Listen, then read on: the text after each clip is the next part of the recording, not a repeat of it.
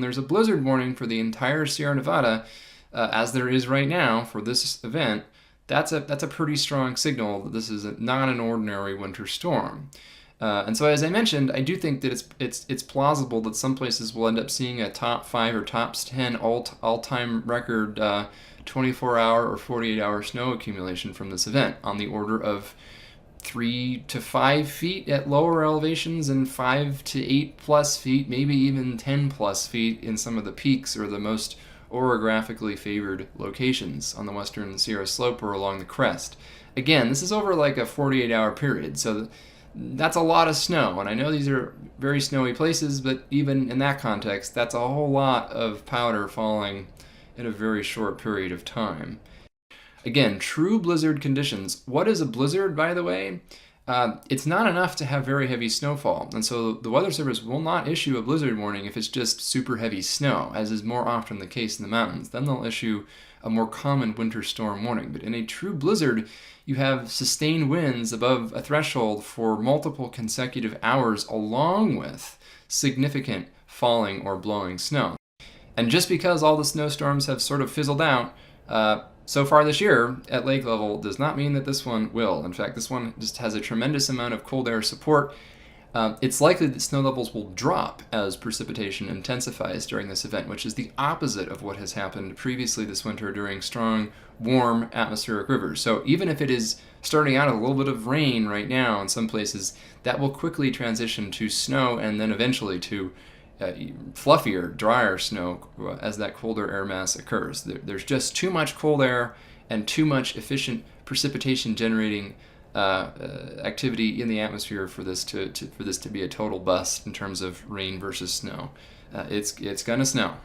So this will be an event that produces heavy to extremely heavy snowfall, even at elevations that have struggled so far this season to see meaningful accumulations. And this includes the Tahoe Basin all the way down and below lake level, where, again, 3 to 4 plus feet of snow will likely fall this weekend. And that's not on the mountain peaks. In the mountain peaks, it's going to be more like 5 to 10 feet.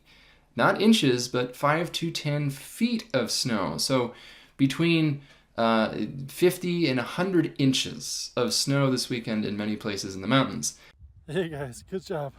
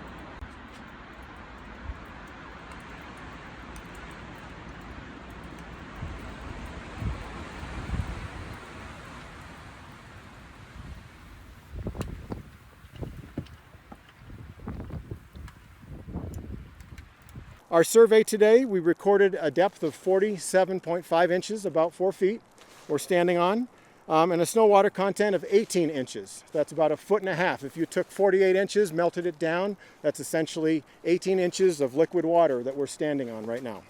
So looking at our automated snow sensor network this morning, our statewide snowpack is at 80% of average, so about 4/5 of what we'd expect normally at this time.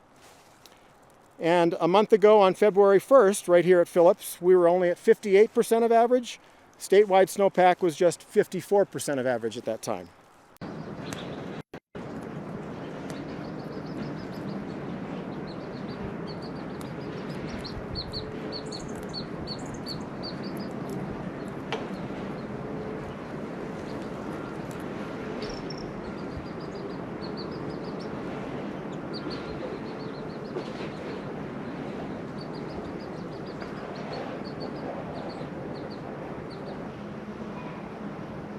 The results today show just how critical this upcoming month is going to be in terms of our water supply outlook for the upcoming year.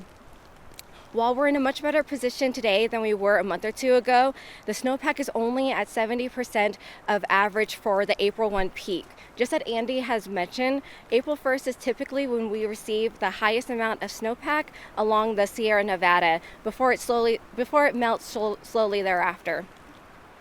Even though our current statewide precipitation is just above 100% of average, our snowpack is still only at 80% of average for this date. This lack of snow can ultimately impact how much runoff continues to help fill our reservoirs, especially during the spring and summer months when water supply demand is at its highest.